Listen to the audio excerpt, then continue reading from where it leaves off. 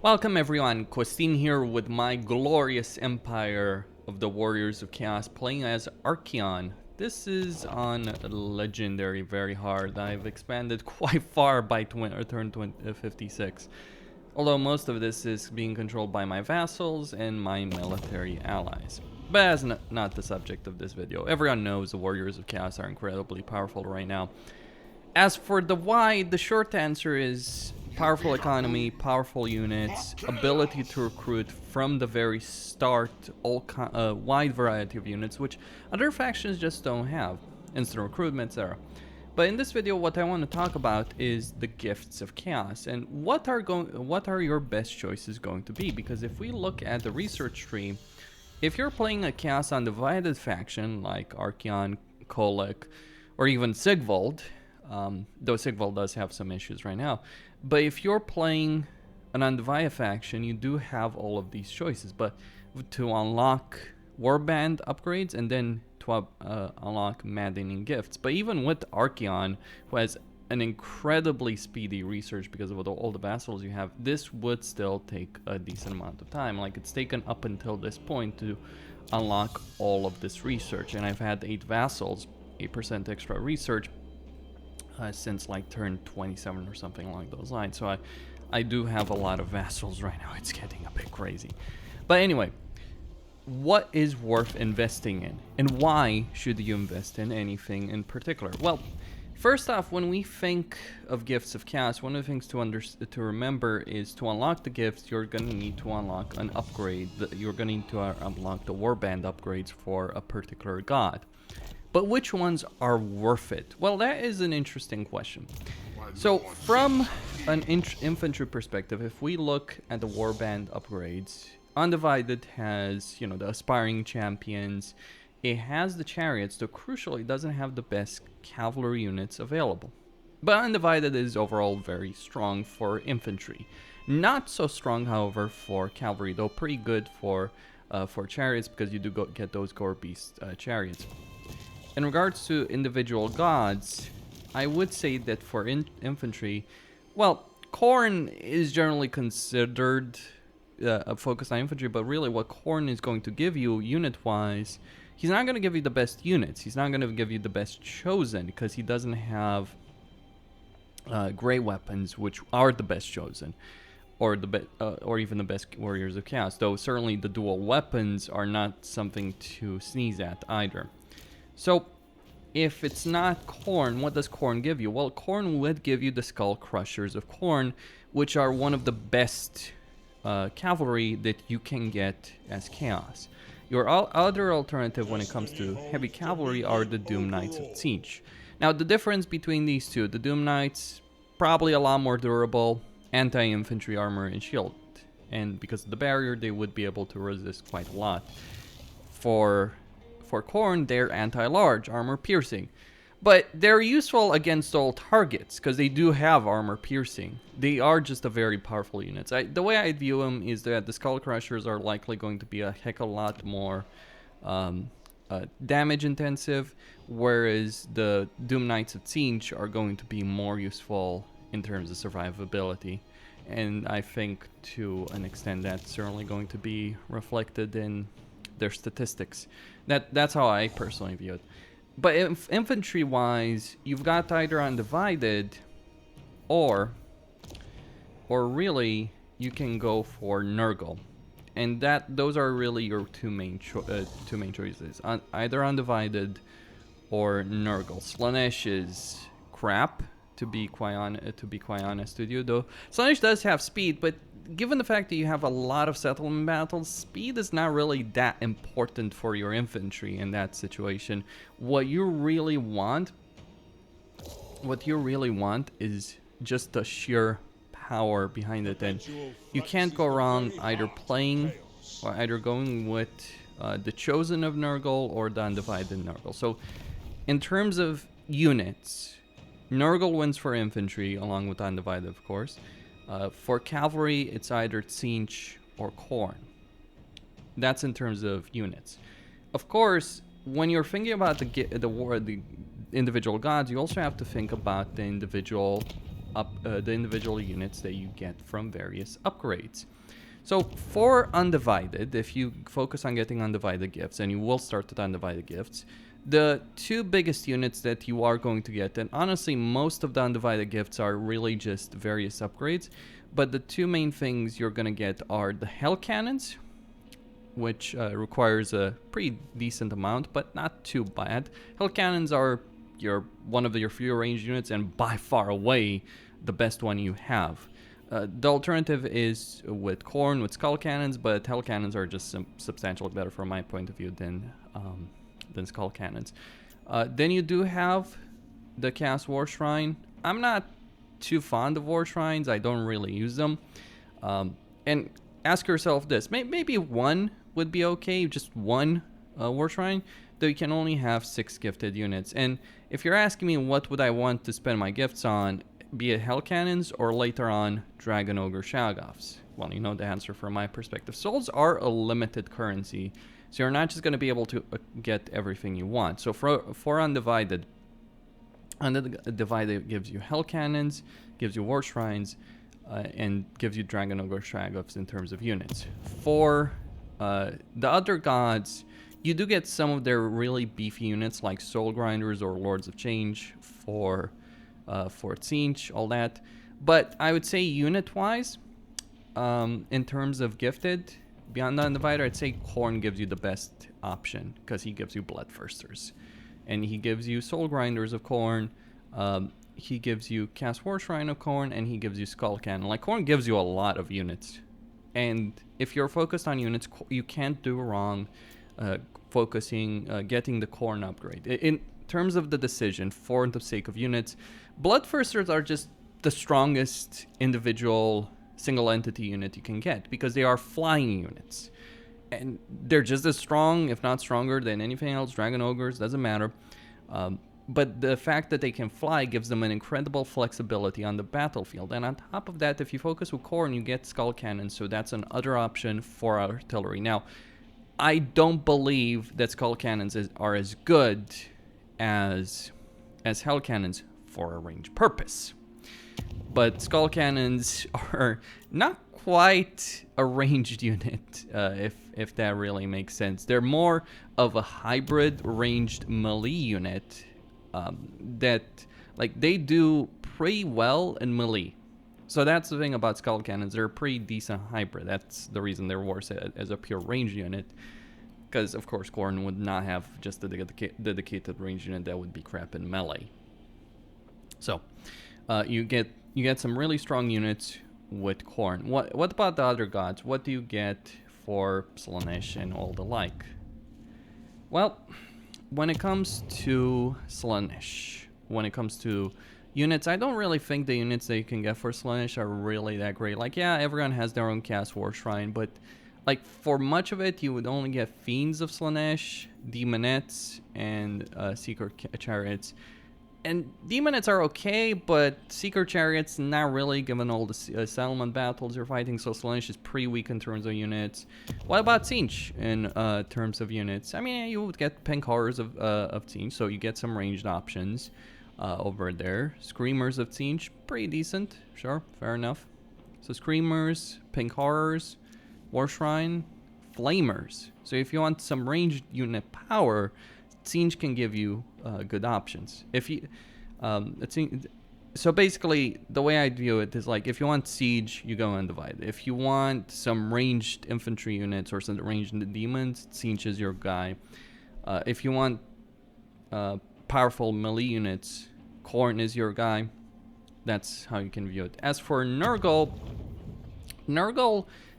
I mean, Nurgle doesn't necessarily give you anything special, I feel. However, he does have one advantage in terms of the units that he does provide you. Because he doesn't just give you, like, Great Unclean Ones or Soul Grinders, he also gives you Nurglings. And so, if you choose Nurgle, you'll have more gifted units to choose. Not particularly great ones, Nurglings are not particularly good ones, but if you want to fill an army, that can certainly be a problem if you're playing the Warriors of Chaos. If you want to fill an army, you can't really do wrong doing Nurgle. He's not special in any way, but it's just the raw numbers that he does provide compared to the other gods. And besides, Nurgle is a god you're probably going to want because of the very powerful infantry, the very powerful chosen that he provides. Okay, so that's units. What about effects, right?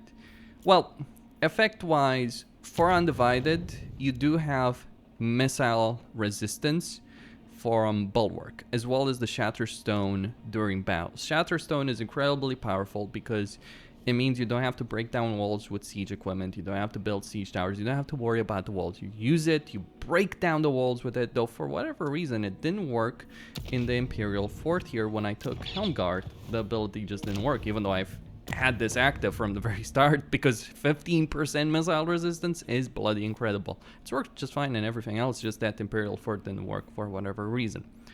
So Undivided, so when it comes to gifts, you start, Bulwark is an incredibly powerful one in terms of stats. Beyond that, however, I don't necessarily think a lot of them are worth it. Yes, 100% tribute from vassals is good. Just a note, however, people have found out that there is a cap to how much tribute you can get from vassals. But the way to view Undivided, I suppose, like, you can get experience from your faction leader being given to other lords. You can increase the experience gain for Undivided lords, all that. But I'd say Undivided in terms of like benefits is especially useful early on, but for most of it due to Bulwark.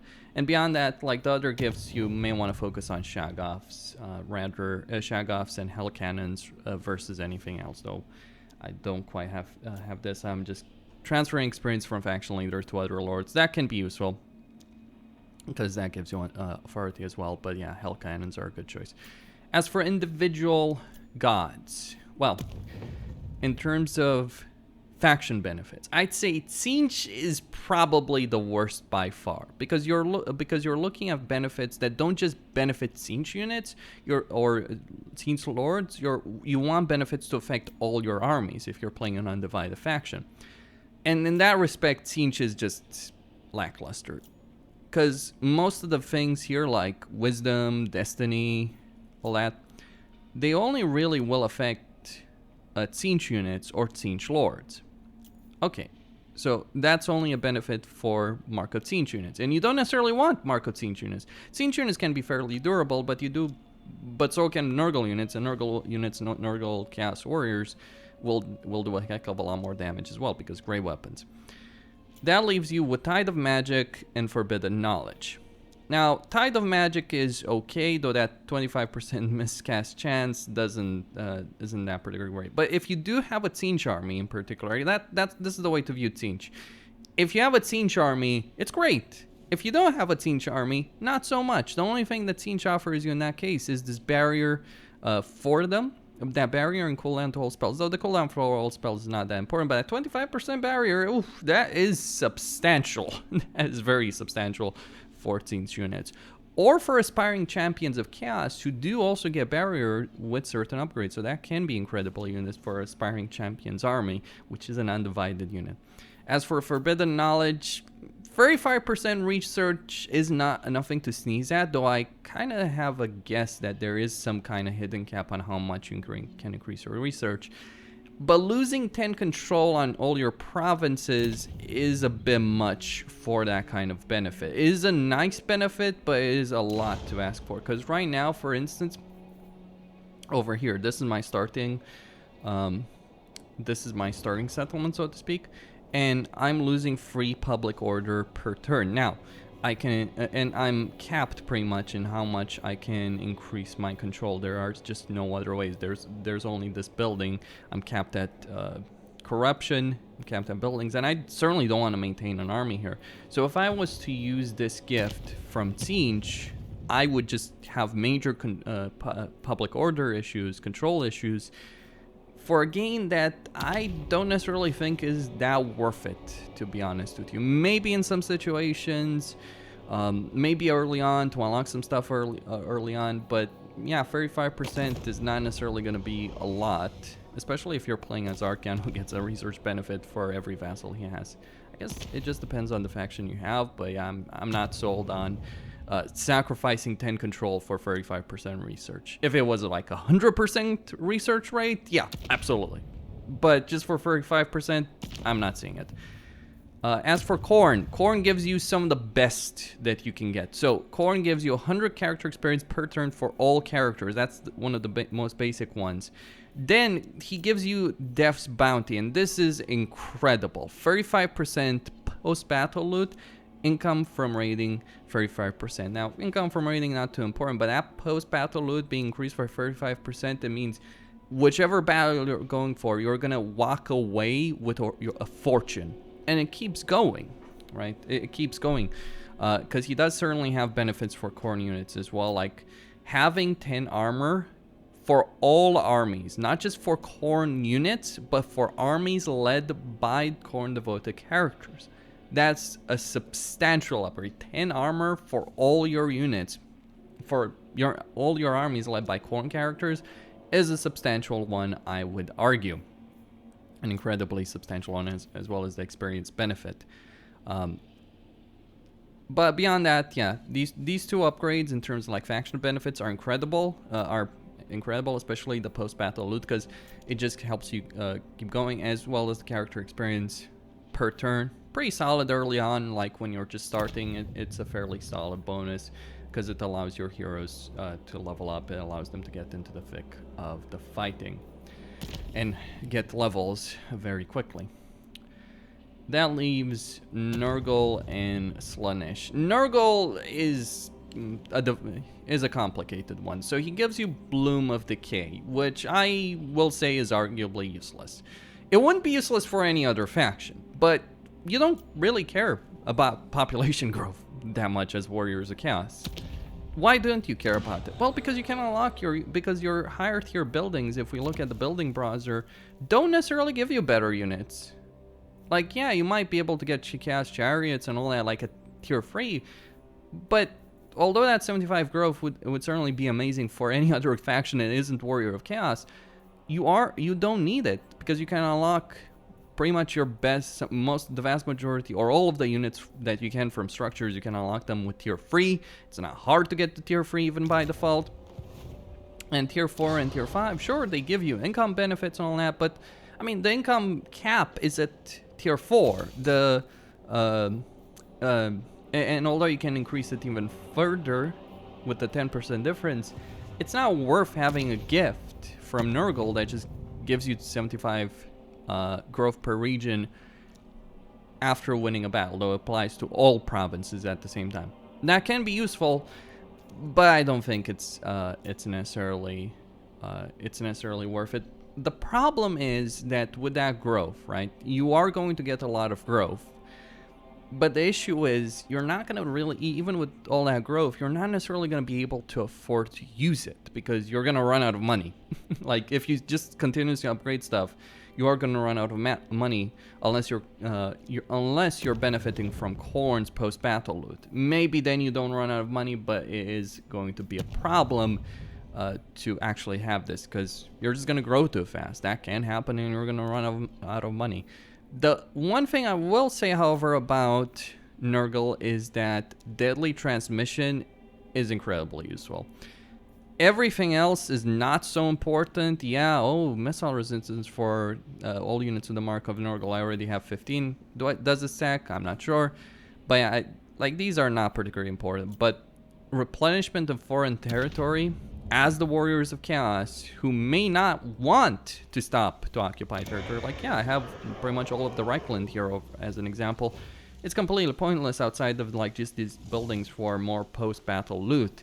That is useful, and I guess it does stack, but at the same time, I'm just like, as the Warriors of Chaos, you may be fighting across a large amount of regions across the entire world. Like, my armies here are spread around the world. Like, I have 2 forces here in Reichland. They're the ones that have taken out Reichland, that have pretty much wiped out the Empire. Or most of it, though Stirland parts, the Empire still, the Reichland still survives in Stirland. But they have certainly wiped out significant portions of the Empire. I have these 2 forces here. However, I have Archeon here. He subdued Be'lakor, like took his capital, subjugated him over here, and now we're moving against Sigvald. So I have an army here, 2 armies here, an army here against the orcs, and one army here that just has finished subduing Phillip. Taking a stronghold, subduing him, subjugating him. So as the Warriors of Chaos, the point is, as the Warriors of Chaos, you are certainly going to move your armies across the world in various locations, especially given now how things are in terms of difficulty. So this replenishment in foreign territory can be great. Since you are going to be marching through quite a lot of foreign territory, it allows you to siege settlements. Let's say you have a damaged army, you start besieging a settlement. While you're sieging the settlement, you are replenishing your units, thanks to that. It is an incredibly powerful gift. I don't think much of what Nurgle has to offer, because ultimately, like, the Nurglings, you can help fill an army, but that's just all that they're going to provide. So I don't think much of pretty much anything Nurgle has to offer except replenishment in foreign territory, but it is such a useful upgrade, and you're likely going to want to get the Mark of Nurgle anyway, because you want to be able to get the Chosen of Nurgle, which are the best Chosen in the game. Do you need it, however? Is a nice benefit. Do you need those units, though? That's the question. Do you need the Chaos Warriors of Nurgle and then the Chosen of Nurgle? Do you really need them? Is it worth going with the research? That is the question, because you do get some benefits, but are they strictly necessary? But before we go about that, let's talk about Solanesh. Solanesh offers some fairly interesting stuff, but it does come with some costs, of course. That is the nature of Solanesh. Solanesh's army is useless. The benefits Solanesh gives you in terms of units, completely useless. You're not really going to bother with the Mark of Solanesh because the units Solanesh has are just the worst units that you can get. So if you're going to research Solanesh, you're just doing it for the benefits that Solanesh gives you. But there is a fairly substantial benefit that Solanesh does provide that no one else does. You get Endless March. Now this increases your upkeep by 15%. Let's activate that. I still have a fucking fortune, right? I'll still have a fortune even without this. I will be able to afford all these armies, maybe even another one, and I'll get 35% campaign movement range and 75% battle reinforcement time. That is incredible. You can also sacrifice a great deal of control from your provinces for 35% income. Unlike the research benefit from Siege, I would say that this one is actually well worth it. So, conclusion. Here's how I would view it when it comes to research. Khorne or Siege can give you cavalry. But Khorne can also give you post-battle loot benefits. So, between Siege and Khorne, I would strongly argue that Khorne is the one to go for the cavalry. For the units, for the Bloodthirsters, unless you, for whatever reason, want to stack your armies with ranged units, then you can get some Pink Horrors from Siege. Though Pink Horrors and Flamers aren't really the best units that you can get as part of your army. In fact, they're some of the worst units. Pink Horrors versus getting Trolls or Dragon Ogres or Dragon Ogres, Shaggots or Hellcans, etc. There's no contest there. Skull Crushers, however, are useful. So between Khorne and Siege, when it comes to the decision of cavalry, I'd say Khorne has a lot to offer. And that's how I view it. Like, I view it, okay, this faction gonna give me cavalry. Khorne just is better in that respect. Significantly better in that respect. The only thing that you really gain from that is you gain barrier for your aspiring champions. It's pretty good if you go with the Mark of Siege, but the gifts of Siege, not really worth it. Like, you probably want to get every mark for every god, that is without question, but when it comes to the actual gifts, Siege is probably going to offer you the least, because all Siege offers you that's worth it in any way, shape, or form for your armies is going to be barrier points for the units that use it and cooldown for spell. Using the research one, it's too big of a trade-off. It's not worth it. So it's so Khorne is great, is a good choice if you're interested in having cavalry units. Though it's more of a late game choice. Just remember this. In terms of like that cavalry, obviously it's gonna take a while to be able to get the Skull Crushers, but it's probably good to have Khorne cavalry in general in your armies and exalted heroes of Khorne, all that kind of stuff. And the post-battle loot benefit is something that helps you throughout the entire game. In fact, I would say because of that post-battle loot benefit, Khorne is probably the one that you want to get first, because he does give you a substantial benefit from the very start. What about Nurgle and Solanesh? Well, Nurgle does give you replenishment in foreign territory. That's pretty useful, let's say, the mid and the late game. Early game, not so important, but mid to late game, when you're expanding across such a vast array of territory as I have, like we've pretty much conquered the Empire, that kind of gift can be incredibly useful. And at that point, you're moving towards getting chosen. That's the stage where you probably, like, when you get to the stage where you want to get chosen, or you're close enough that you can see yourself getting it, that's the point where you may want to get Nurgle and get replenishment in enemy territory. You're not really doing Nurgle for the units, you're doing it for replenishment and for the chosen. And it's kind of worth saying that I think only one gift of Nurgle would really be useful for you, like, unless you really care about getting great unclean ones, I guess. But beyond that, I would not necessarily say it's really worth it. Maybe a Chaos War Shrine, potentially.